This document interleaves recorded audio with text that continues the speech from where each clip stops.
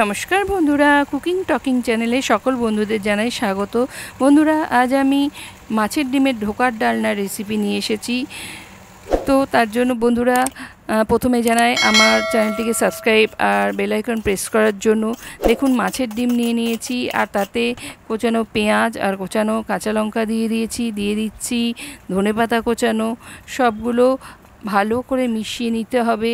এবার দিয়ে দিলাম নুন, দিয়ে দিলাম হলুদ, দিয়ে এবার দিয়ে দিলাম জিরে গুঁড়ো আর গরম মশলার গুঁড়ো। ভালো করে এই মশলাগুলোর সাথে মাছের ডিমটা হাতের সাহায্যেই চটকে মাখাতে হবে। এটা স্পুনের সাহায্যে মাখালে হবে না, হাতের সাহায্যে এটা করতে হবে। তো মাখানোর পর এবার যাতে ডিমটা একটু টাইট হয় তার জন্য আমি দিয়ে দিলাম 2 চামচ বেসন, দিয়ে এটাও ভালো করে মাখিয়ে নিতে হবে। মাখিয়ে নিয়ে কিছুক্ষণের জন্য এটা রেখে দিতে হবে। যতক্ষণ না বেসনটা ভালো করে মিশে যাচ্ছে ততক্ষণ এরকম চটকে মাখিয়ে নিতে হবে। দেখুন, কিছুক্ষণ পর রাখার পর আমি গ্যাস ওভেনে একটা ফ্রাই প্যান বসিয়ে দিয়েছি, তাতে সর্ষের তেল দিয়েছি। এটা সর্ষের তেলেই পুরো রান্নাটা হবে। চারিদিকে ছড়িয়ে দিতে হবে, দিয়ে এবার মাখিয়ে রাখা ডিমটা দিয়ে দিতে হবে।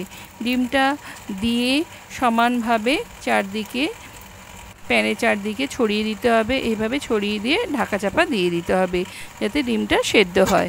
কিছুক্ষণ পর ডিমটা সেদ্ধ হয়েছে, হয়তো কিছুটা তো হয়েছে সেদ্ধ, এবার পুরোটা যাতে সেদ্ধ হয় এবং ডিমের তলাটা যাতে পুড়ে না যায় সেই জন্য দেখুন আমি একটু একটু করে চারদিকে জল দিয়ে দিচ্ছি। এখানে তেল দিলে চলবে না, জলই দেবেন। জলটা দিলে তাহলে ডিমের তলাটা পুড়ে যাবে না।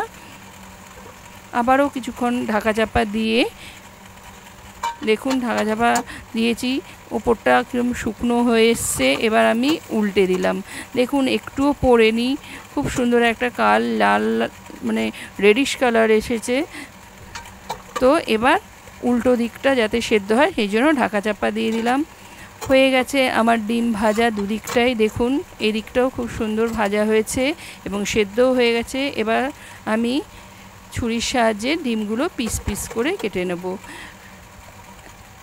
আমি স্কোয়ার পিস করেই কাটছি, আপনারা আপনাদের পছন্দ মতো পিস করে কাটতে পারেন। দেখুন, আমি দেখিয়ে দিচ্ছি ডিমগুলো পুরো সেদ্ধ হয়ে গেছে, ভেতরটা নরম নেই এবং খুব সুন্দর ভাজাও হয়ে গেছে।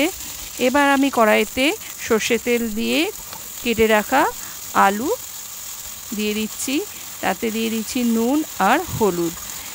ভালো করে নেড়েচেড়ে নিয়ে এগুলো সেদ্ধ আর ভাজা করতে দিতে হবে কিছুক্ষণ পর দেখছি আলুগুলো সেদ্ধ হয়ে গেছে কি না। একটু নেড়েচেড়ে নিয়ে দেখলাম সেদ্ধ হয়ে গেছে এবং ভাজাও হয়ে গেছে, তাই তুলে নিলাম। এবার আবার কড়াইতে সর্ষের তেল দিয়ে গোটা গরম মশলা ফোড়নে দিতে হবে আর দিতে হবে তেজপাতা দিয়ে দিলাম। এগুলো ভাজা হয়ে গেলে আমি আগে থেকে বেটে রাখা পেঁয়াজ আর কাঁচা লঙ্কা দিয়ে দিলাম। এটা পেঁয়াজ আর কাঁচা লঙ্কার পেস্ট, আর দিয়ে দিলাম রসুনের পেস্ট। দিয়ে ভাজা হয়ে গেলে আদার পেস্ট দিয়ে দিলাম আদার পেস্ট দিয়ে এবার ভালো করে নেড়ে চেড়ে নিয়ে কয়েকটা মশলা দিয়ে দেবো। মশলার মধ্যে দেখুন জিরে গুঁড়ো দিয়ে দিলাম। জিরে গুঁড়ো ভালো করে নেড়ে চেড়ে এবার কাশ্মীরি মির্চ দিয়ে দিলাম। কাশ্মীরি মির্চটা একটু কালারফুল করার জন্যই দেওয়া হয়েছে। এবার দিয়ে দিলাম টমেটো কুচিগুলো সেদ্ধ করার পর দেখুন আমি দিয়ে দিচ্ছি হলুদ আর নুন।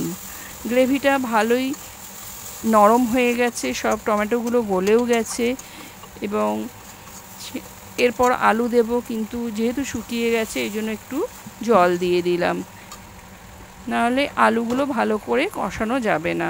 এরপর আমি আলুগুলো এই মশলার সাথে কষিয়ে নিচ্ছি যতক্ষণ না গ্রেভিটা শুকিয়ে যায়। দেখুন, গ্রেভিটা শুকিয়ে গেছে। এবার আমি একটু একটু করে জল দিয়ে দেব ঝোলের জন্য।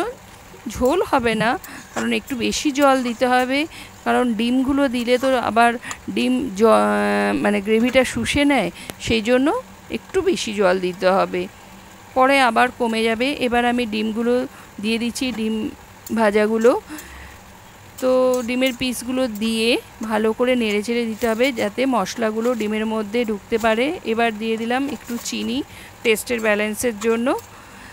বন্ধুরা এইভাবে বানালে, যেমন আমরা ডিমের বড়া ভেজে খাই, মাছের ডিমের এবার ঢাকা চাপা দিয়ে দিলাম, তাতে প্রচুর তেল লাগে, এতে তেলটা খুবই কম লাগে। যারা তেল কম খেতে চান তারা এইভাবে খেতে পারেন। দিয়ে দিলাম গরম মশলা, দিয়ে ভালো করে চারদিকে ছড়িয়ে দিলাম, নেড়ে চেড়ে নিয়ে আমার হয়ে গেছে। এবার স্ট্যান্ডিং টাইমের জন্য রেখে দেবো, গ্যাস অফ করে দেবো। এবার বন্ধ, ঢাকা চাপা দিয়ে গ্যাস অফ করে দিয়েছি। দেখুন স্ট্যান্ডিং টাইমের পর খুব সুন্দর কালার এসেছে। বন্ধুরা আপনারাও এইভাবে মাছের ডিম খেতে পারেন, এতে কম তেল ইউজ হয় এবং যারা কম তেল খেতে পছন্দ করেন তারা এইভাবে খেতে পারেন।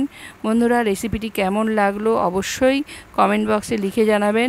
আজ এই পর্যন্ত, নমস্কার।